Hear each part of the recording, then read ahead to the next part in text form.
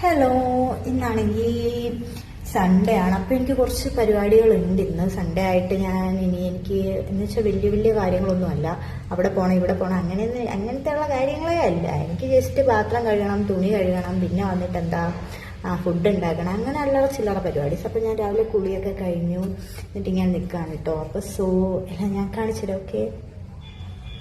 Hello, നല്ലൊരു ഞായറാഴ്ചയായിട്ട് ഒരു കുന്ന് തുണിയുണ്ട് കേട്ടോ എനിക്ക് കഴുകാൻ വേണ്ടിയിട്ട്. പോരാത്തന്നെ എനിക്കിന്ന് ഓൺ കോൾ ഡ്യൂട്ടിയും കൂടെയാണ്. എക്സ്റേ എന്തേലും വന്നിട്ടുണ്ടെങ്കിൽ എന്നെ ഫോൺ ചെയ്യും, ഞാൻ നേരെ ഓടിപ്പോയി എക്സ്റേ എടുക്കണം. ഞാൻ ഇങ്ങനെ പ്രാർത്ഥിക്കുന്നുണ്ട്, ദൈവമേ പേഷ്യൻസ് ഒന്നും വരല്ലേ എന്ന് പ്രാർത്ഥിച്ചാന്ന് പോകുന്നത്. കാരണം എനിക്ക് കുറേ തുണി കഴുകാനുണ്ട്. എനിക്കാണ് ഈ തുണിയൊക്കെ ഇങ്ങനെ കഴുകുന്ന ഭയങ്കര മടിയുള്ളൊരു കൂട്ടത്തിലാണ്. ഞാൻ സാധാരണ എപ്പോഴും വീട്ടിൽ പോയിട്ടാണ് തുണി കഴുകാറ്. വീട് ഇവിടെ അടുത്തായതുകൊണ്ട് നേരെ പോവും, എന്നിട്ട് വാഷിംഗ് മെഷീൻ ഇട്ട് കഴുകിയിട്ട് വരും. എനിക്കാണ് തുണി കഴുകുന്ന ഭയങ്കര മടിയാണ്. എന്നിട്ട് ഞാൻ തുണിയൊക്കെ കഴുകിക്കൊണ്ടിരിക്കുക. അതൊന്നുമല്ല, തുണി കഴുകുന്നത് ഏറ്റവും താഴെ പോകണം. തുണി വിരിക്കണമെങ്കിൽ ഏറ്റവും മേളിൽ വരണം. ആ തുണിയെല്ലാം എടുത്തുകൊണ്ട് നമ്മൾ സ്റ്റെപ്പ് കയറി മേളിൽ വരണം. കണ്ടില്ലേ?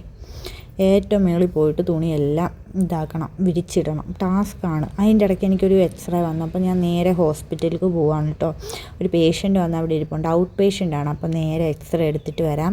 എക്സ്റേ എടുത്തിട്ട് വന്നിട്ട് വേണം ഇനി കറി വെക്കണം. അത്രയേ ഉള്ളൂ, വേറെ കൂടുതലായിട്ടൊന്നുമില്ല. കറി വെച്ച് കഴിക്കണം. മുട്ടക്കറിയാണ് ഞാൻ ഇന്ന് ഉദ്ദേശിക്കുന്നത്. എന്തായി തീരുമെന്ന് എനിക്കറിയില്ല. ഇതെല്ലാം ഒന്ന് അരിഞ്ഞെടുക്കണം. സവാള അരിയുന്ന വീഡിയോ ഞാൻ കാണിച്ചില്ല, വളരെ പരിതാപകരമായിരുന്നു. വായിപ്പോലും കിട്ടുന്നില്ല വേർഡ്. എന്നിട്ട് നേരെ ഞാൻ ഇങ്ങനെ വഴറ്റിക്കൊണ്ടിരിക്കുകയാണ്. സവാള ഇങ്ങനെ വഴറ്റുകയാണ്. കണ്ടില്ലേ? സവാള എല്ലാം വഴണ്ട് കഴിയുമ്പോഴേ ഞാൻ തക്കാളി ഇടുള്ളൂ. അതാണ് അതിൻ്റെ ഒരു ശരി. എന്നിട്ട് നേരെ ഞാൻ മുട്ട പൊട്ടിച്ച്, എനിക്കാണ് ഇങ്ങനെ മുട്ട ഇങ്ങനെ ആക്കുന്ന എന്തോ പോലെ. എനിക്ക് ഈ കൈയൊക്കെ കൊണ്ടിട്ട് മുട്ട കീറിപ്പോകാമെന്നൊക്കെ ഉള്ളൊരു പേടി. എന്നിട്ട് ഞാൻ മുട്ടക്കറി ആക്കി. എന്നിട്ട് ഞങ്ങൾ ഫുഡൊക്കെ കഴിച്ചു. ഇതെൻ്റെ പുതിയ ഫ്രണ്ടാണ് കേട്ടോ റൂമിലെ.